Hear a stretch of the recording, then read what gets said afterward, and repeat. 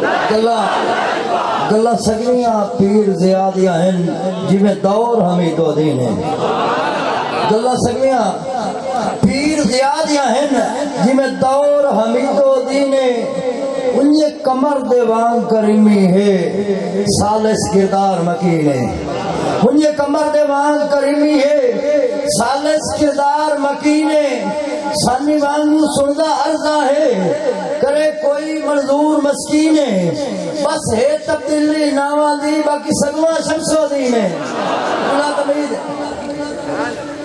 ضرورت اہل سنت خطیب اہل سنت استاد العلماء مفتی محمد نعیم الحق استانہ علیہ شریف نعرہ تکبیر نعرہ حیدری نعرہ حیدری لاجپال لاجپال پیر سیال لاجپال لاجپال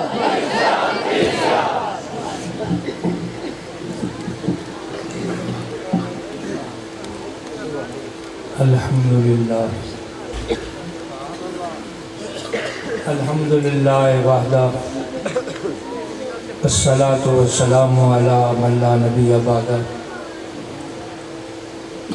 وعلی آلہ الذین اتبعوا بکمال المجاہدہ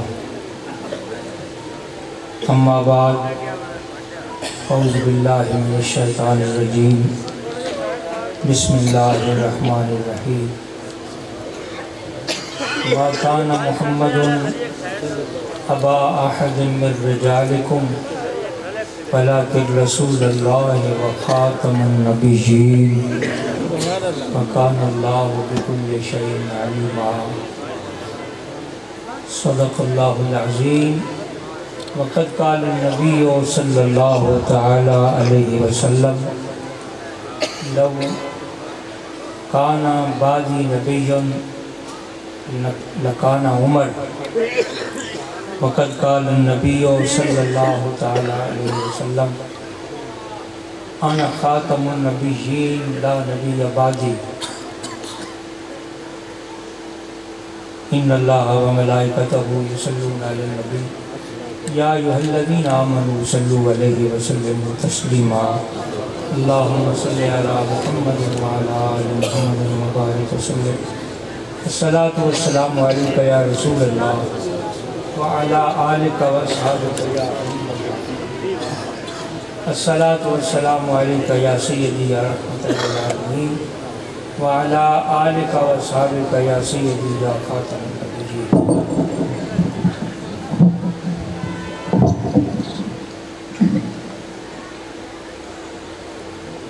میرے حضور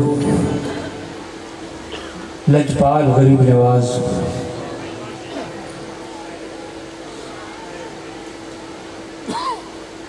وارث علوم اغواس مالک مسند اقطاب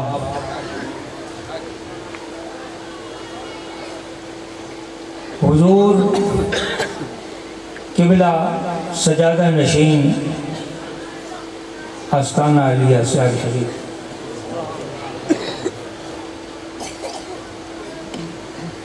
دیگر مقتدر علماء و مشائخ حضرات ذی وقار اہل سنہ والجماعت کے تمام نوجوان چھوٹے بڑے آج کی یہ عظیم الشان فقید المثال برکتوں بختوں بھری محفل جو میلاد مصطفیٰ علیہ تحیت و ثنا کے عنوان سے انعقاد پذیر ہے اور میرے حضور سیال شریف کی مقدس و منور و معطر سرزمین سے اپنی پورے آب و تاب اور پورے اپنے خاندانی تفوق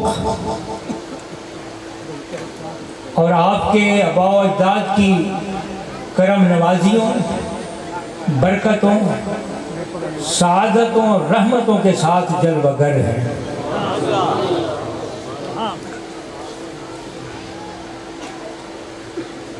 حکم اسی عنوان پر ہی اس فقیر کو ملا ہے، ختم نبوت۔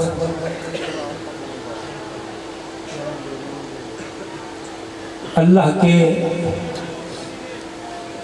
پاک اور مقدس کلام کے اندر ارشادات گرامی ہے، اور قرآن حکیم کیا ہے؟ مختصر سا تعارف میں عرض کرتا چلوں کہ قرآن حکیم کیا ہے۔ جہاں اس کی بہت ساری تعریفیں ہیں، ایک جامع تعریف یہ ہے کہ یہ قرآن حکیم علوم کا ایک خزانہ ہے، اس میں کوئی اختلاف نہیں ہے۔ حتیٰ کہ بد مذہب بھی، غیر مذہب بھی، غیر مسلم بھی اس بات پر اتفاق کرتے ہیں کہ قرآن حکیم ایک ایسی کتاب ہے جس کے اندر جہان کے سارے علوم موجود ہیں، اور اہل ایمان کا تو صرف اعتماد و اعتقاد ہی نہیں بلکہ یقین محکم ہے کہ قرآن حکیم جمیع علوم کا خزانہ اور جمیع علوم کا مرکز ہے۔ اب علوم کا تعلق دو چیزوں سے ہے، ایک علم ظاہر اور ایک علم باطن۔ علم ظاہر اور علم باطن۔ علم ظاہر وہ جو ظاہری علوم ہے، اور علم باطن کا تعلق علم غیب سے ہے۔ تو قرآن حکیم کے اندر علم حاضر بھی ہے، ظاہر بھی ہے، اور قرآن حکیم علم غیب کا خزانہ بھی ہے، کیونکہ یہ اللہ کا کلام ہے، اور اللہ کا کلام ساری کائنات کو محیط ہے، قدیم ہے، حادث نہیں۔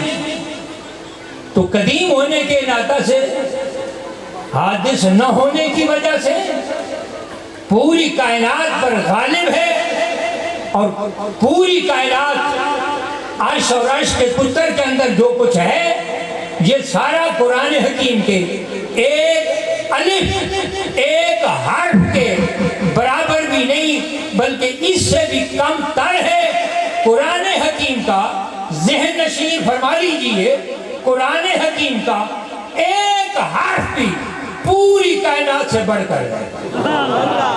یہ توحید ہے، میں آغاز توحید سے کر رہا ہوں۔ یہ توحید ہے کہ قرآن حکیم کا ایک حرف بھی پوری کائنات سے بڑھ کر ہے، کیونکہ وہ رب العالمین کا نکلا ہوا حرف ہے، اللہ کا حرف ہے، اللہ کی مقدس زبان سے جیسا اس کی شان کے لائق ہے۔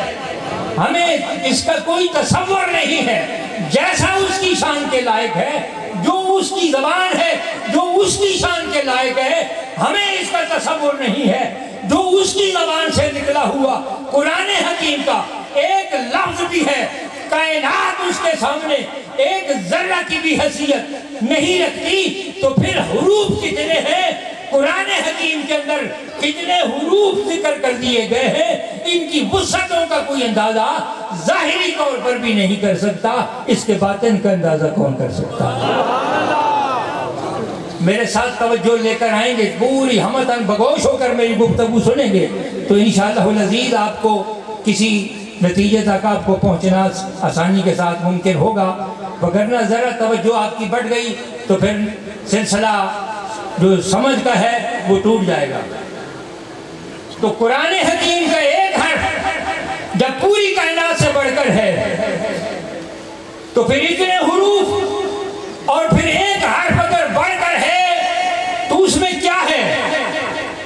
تو پھر سمجھ لیجئے کہ قرآن کے ایک حرف میں یہ پوری کائنات موجود ہے، تو پوری کائنات کے علوم بھی، پوری کائنات کی حیثیت بھی، اس کی جبلت بھی، اس کی ماہیت بھی، اس کی فطرت بھی، اس کی حقیقت بھی اور اس کی ماہیت بھی قرآن حکیم کے ایک حرف میں موجود ہے۔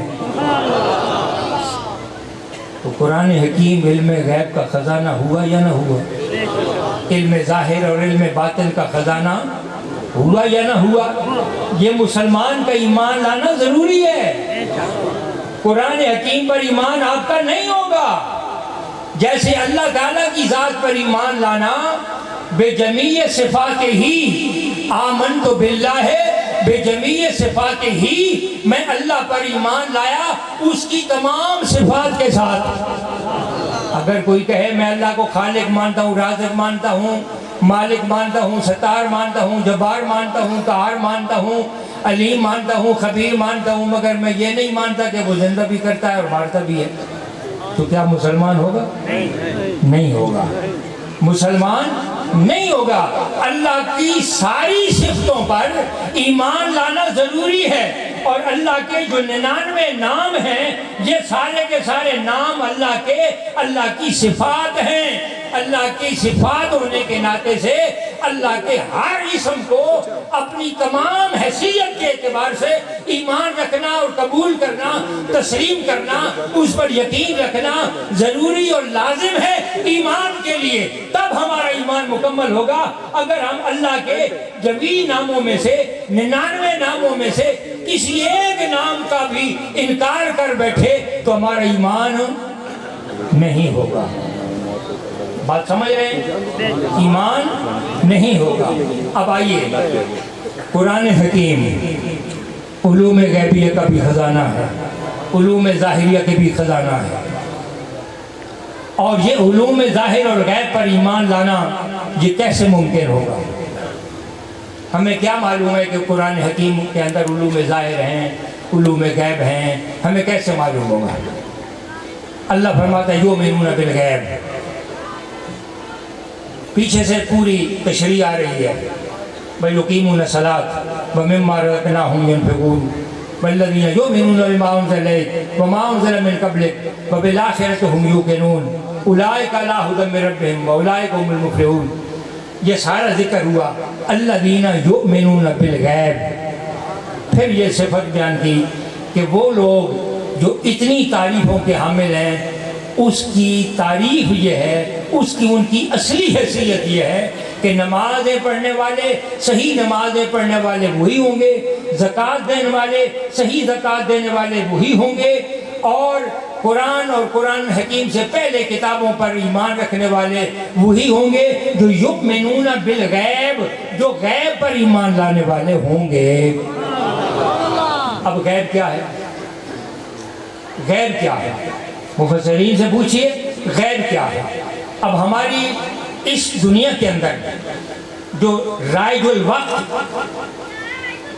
مشہور، معروف اور مسلمہ تفاسیر ہے، وہ ہے تفسیر خازن، اور وہ ہے تفسیر قرطبی، تفسیر کبیر، اور تفسیر مدارک، معالم التنزیل، اور ایسی تفاسیر۔ یہ معتبر ترین تفاسیر ہیں، عربی کی تفاسیر ہیں۔ انہوں نے یؤمنون بالغیب کا معنی کیا لکھا ہے؟ یؤمنون بالغیب کا معنی لکھا ہے، توجہ میری طرف، ما اخبر بہ الرسول صلی اللہ علیہ وسلم۔ یہ تفسیر قرطبی کے الفاظ ہیں۔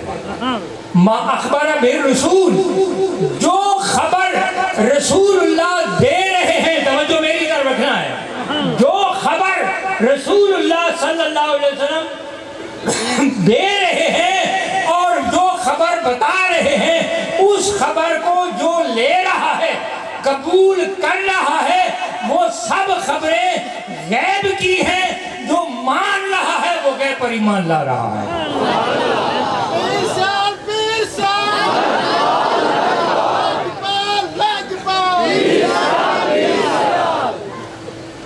جو غیب کی خبر رسول اللہ عطا فرما رہے ہیں صلی اللہ علیہ وسلم، اور جو مان رہے ہیں وہ یؤمنون میں آ گئے، وہ ایمان لانے والے ہیں غیب پر. اور غیب کیا ہے؟ جو خبر رسول اللہ صلی اللہ علیہ وسلم دے رہے ہیں. تفسیر خازن، یہ تو تفسیر قرطبی کے الفاظ ہیں. تفسیر خازن کے الفاظ کیا ہیں؟ یؤمنو ما جاء بہ النبی صلی اللہ علیہ وسلم، جو نبی صلی اللہ علیہ وسلم لے کر آئے ہیں ان پر ایمان لانا، یہ یؤمنون بالغیب ہے. اب قرآن حکیم سے پوچھو، قرآن حکیم کیا کہتا ہے؟ قرآن حکیم کہتا ہے ما اتاکم الرسول، ما اتاکم الرسول فخذوہ وما نہاکم عنہ فانتہوا.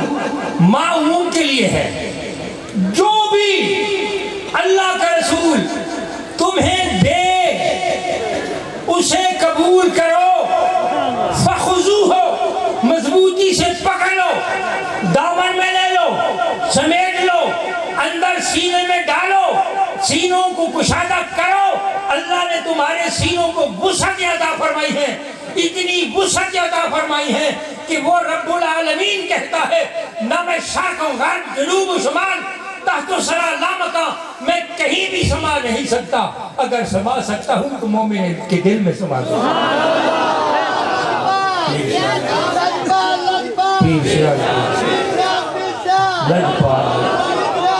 میں مومن کے دل میں سما سکتا ہوں. فرمایا تیرے دل کو اتنی وسعت عطا کر دی ہے، اس کو وسیع کر، اس کو وسیع کر اور اس کے اندر ڈال. ماں جو کچھ بھی تمہیں اللہ کے رسول نے عطا فرمایا ہے اس کو پکڑ.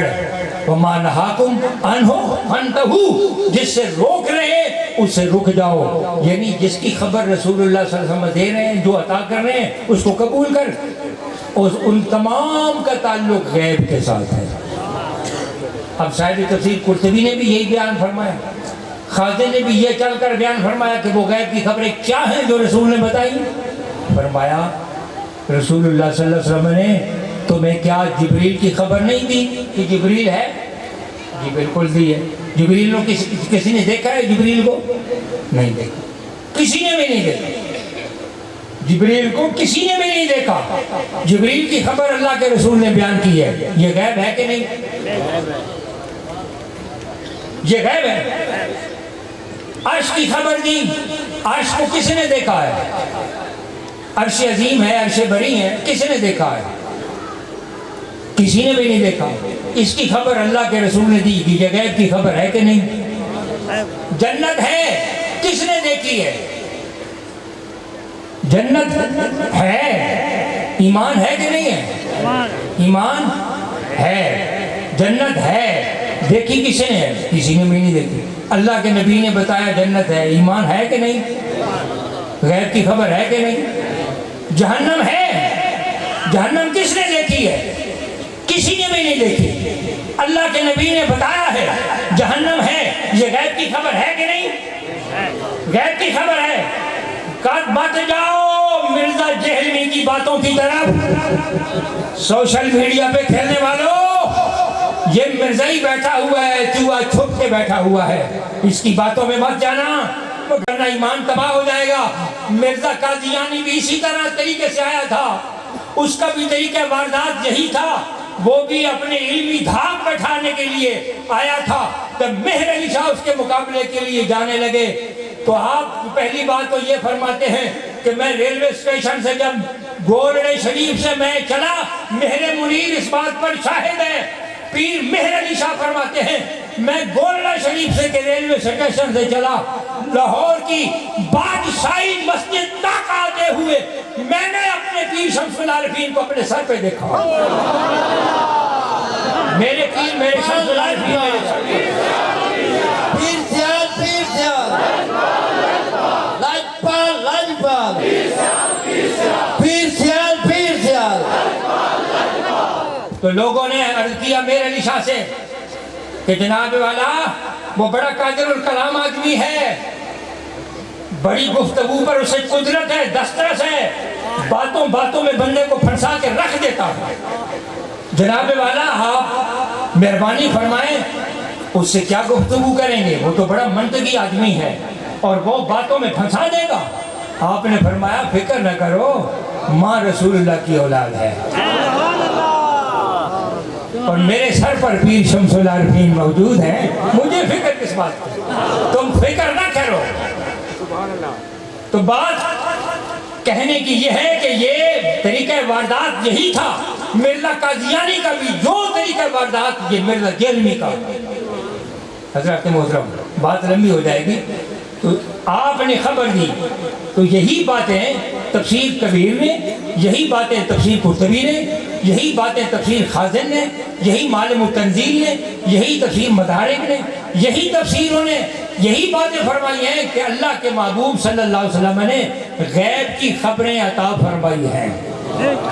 جب مرزا قادیانی نے نبوت کا دعوت کیا، پہلی بات تو یہ کہ 100 سال پہلے، یہ ذہن میں رکھیں، 100 سال پہلے یہ بات چلا دی گئی کہ نبی وہ ہے جو غیب نہیں جانتا۔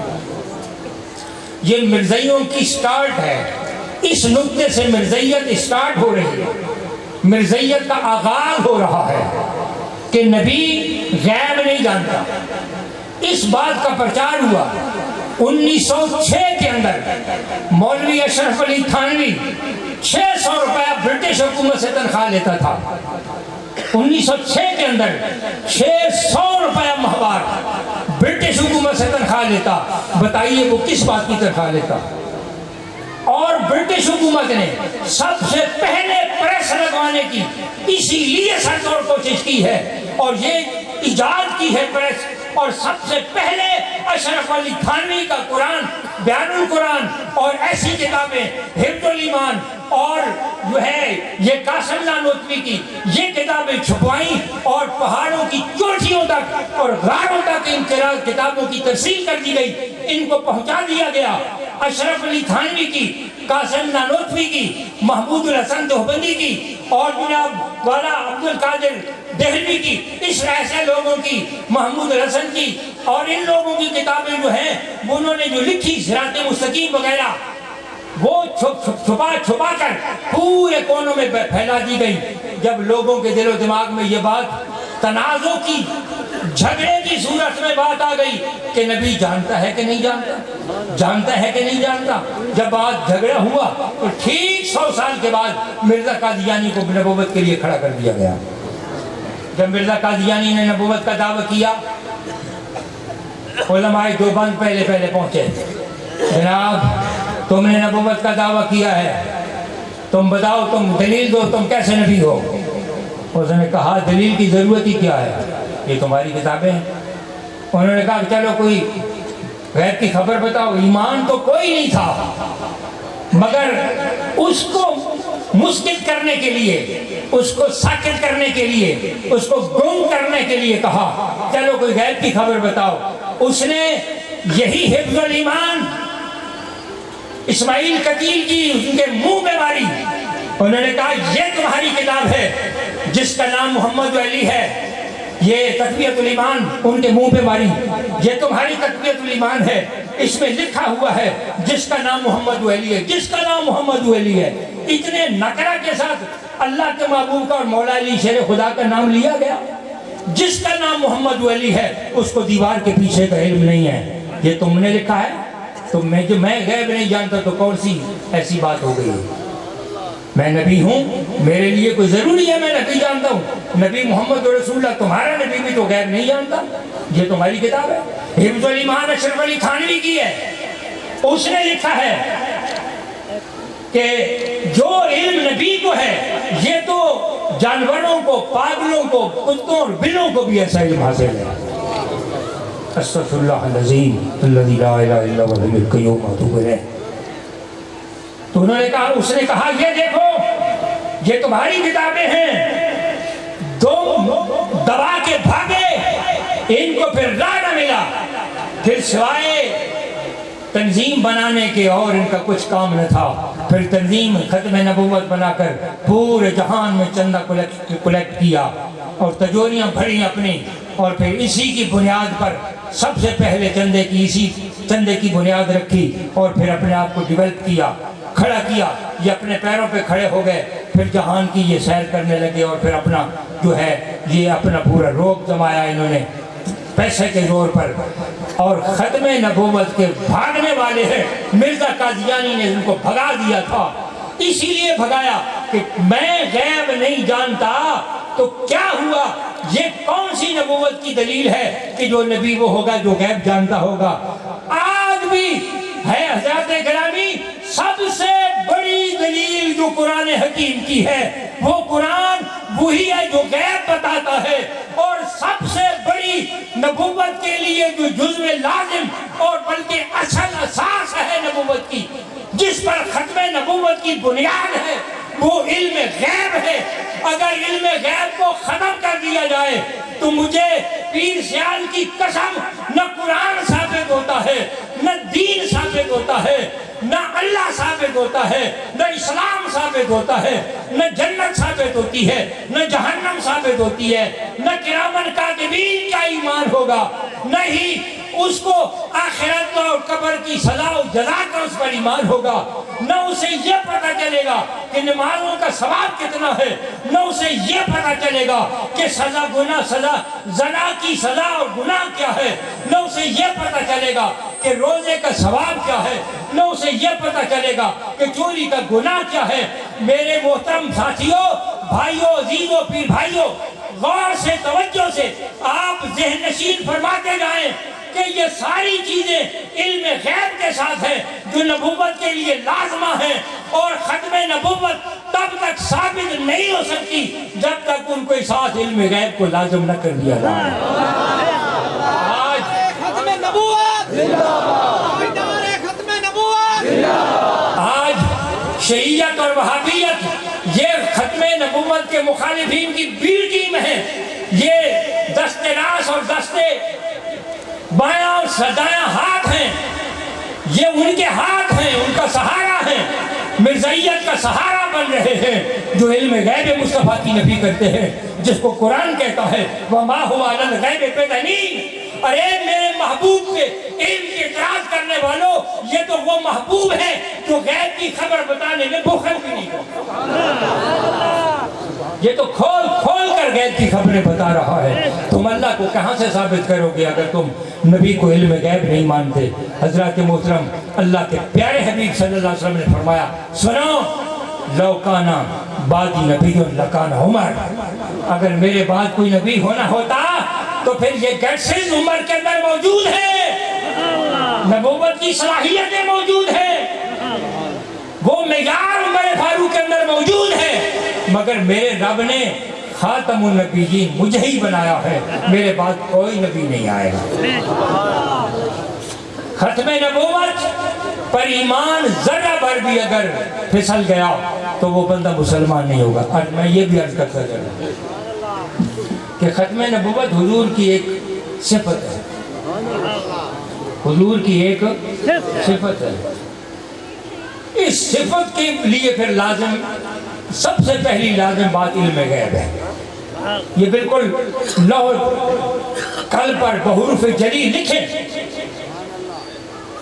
لوح قلم پر بحروف جلی لکھیں، اپنے دل کی تختی پر بڑے حروف کے ساتھ یہ بات لکھیں، اور یہ ہمیشہ ہائی لائٹ رہے، قبر میں جانے تک آپ کے دل پر یہ بات عیاں رہے کہ نبوت کے لیے علم غیب لازم ہے.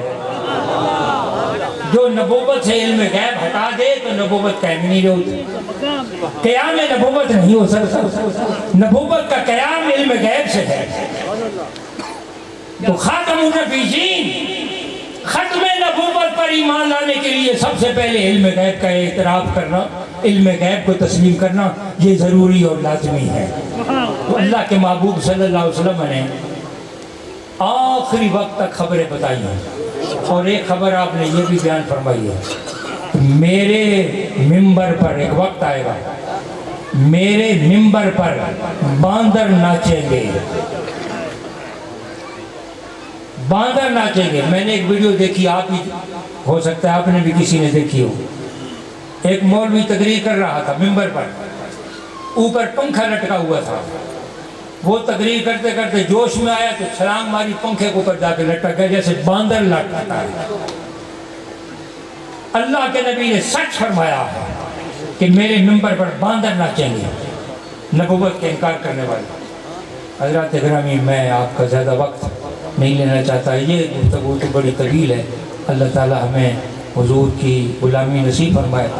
اور یہ بات میں عرض کرتا چلوں, مرزائی کون ہوا ہے, بد مذہب کون ہوا ہے, آپ نوٹ کر لیں. کوئی ہندو مرزائی نہیں ہوا, سکھ مرزائی نہیں ہوا, عیسائی مرزائی نہیں ہوا, یہودی مرزائی نہیں ہوا. مرزائی کون ہوا ہے؟ مسلمان ہوا ہے. اور مسلمان کون سا مسلمان مرزائی ہوا ہے؟ وہ مسلمان مرزائی ہوا ہے جس کا کوئی پیر نہیں تھا. سبحان اللہ.